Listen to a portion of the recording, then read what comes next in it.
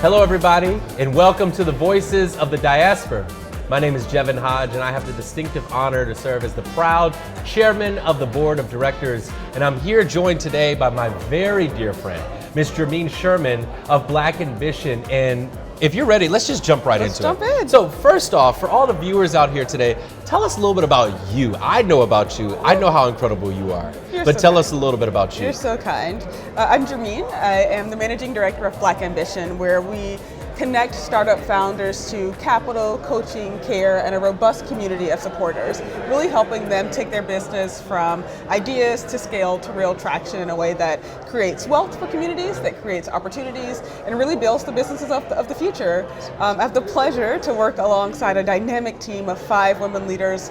Organization was founded by Pharrell Williams, really with the objective of closing the opportunity and access gap for entrepreneurs. Wow. I mean, when you think about your impact and what you're doing every single day to build the ecosystem, the lives that you have touched is just truly monumental. Oh, sure. So just thank you for your leadership. Thank you. We're here at the 5th annual now Festival to Diaspora Conference in Puerto Rico.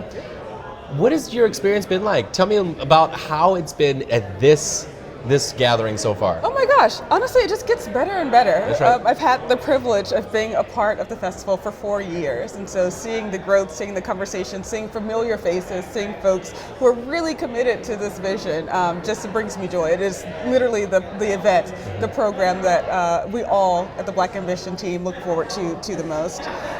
Today, my heart is full, having just watched 3 dynamic Black Ambition founders finish a conversation about their legacy and what it means to build these diasporic networks of entrepreneurs who are building in the same direction, supporting one another.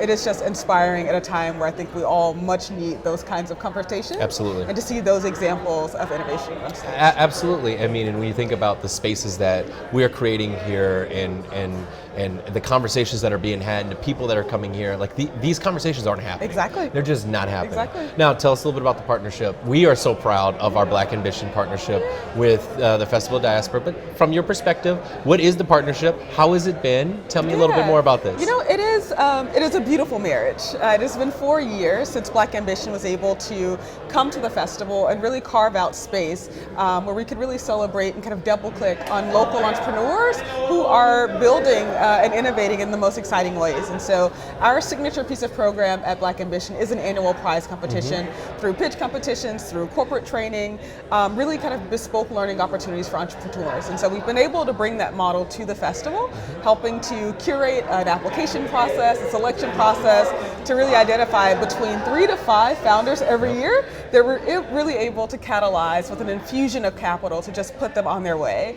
And then beyond that, after we kind of wrap up from 4 fabulous days of learning and dancing and networking, we stay connected to those founders. They join the Black Ambition Network. They benefit from our monthly resource newsletter. They join our podcast series where they're learning about, folks who've been building against the odds. They join our Decode the Encoded learning series. And in some cases, we've even come to the States to kind of visit our founders in their offices. And so it has been just the most beautiful marriage of 2 organizations that are trying to move the needle in the same direction and doing that work together. And Jermeen, I'll tell you this, I speak on behalf of everybody at the Festival of Diaspora when I say how proud we are of this partnership.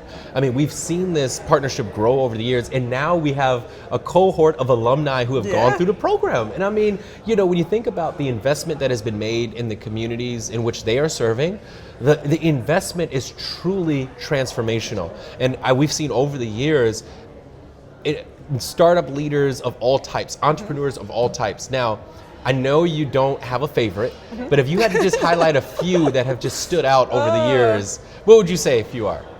That is a terrible. So who's your favorite child? There are so many. Liseth comes to mind as someone I met 4 years ago in Cartagena. Over casual conversation, she let me taste her family's ceviche, fell in love. And at that moment, we exchanged cell phone numbers, and we talk so often. Like, I text her where you're traveling, what you're working on. I mean, we've had conversations where she tells me what she's building, what's keeping her up at night, and we're able to really mobilize Black Ambition resources to help her.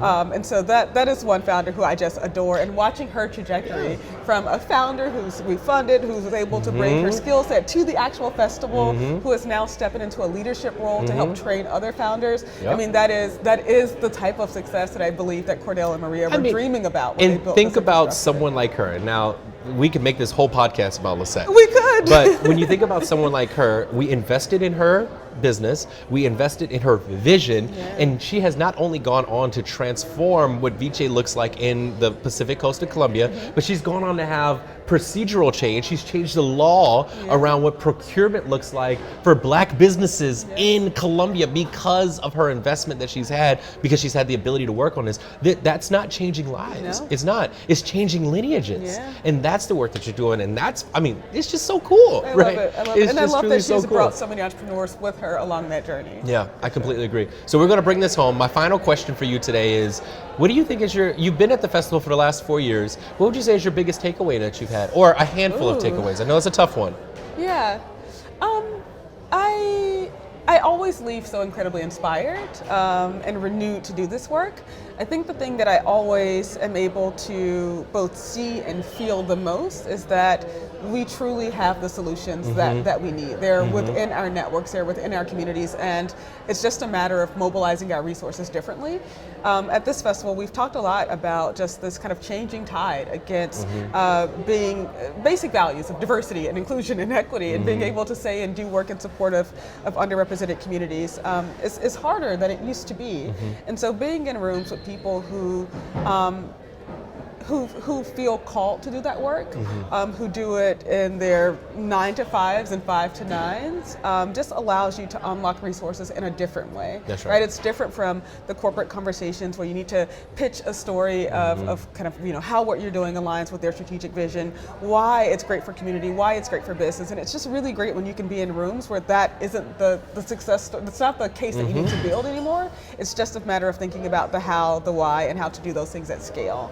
So my biggest takeaway is always just a reminder that our ancestors gave us the resources, the knowledge, the intelligence that we need, and it's just a matter of building on that, of leveraging our collective know-how, our collective networks, to really be the solutions to the problems in our communities. That's exactly right. I love that. Such a beautiful answer. If folks want to learn more about the work that you're doing, where can they learn more? Yes, of course. At blackambitionprize.com, you can learn about the work that we do, the events that we host, not only in the U.S., but globally. We have funded entrepreneurs in South America, between Brazil and Colombia and Ghana, Tanzania, and Paris. 2026, I won't spill the beans, but we'll be in some other really cool geographies.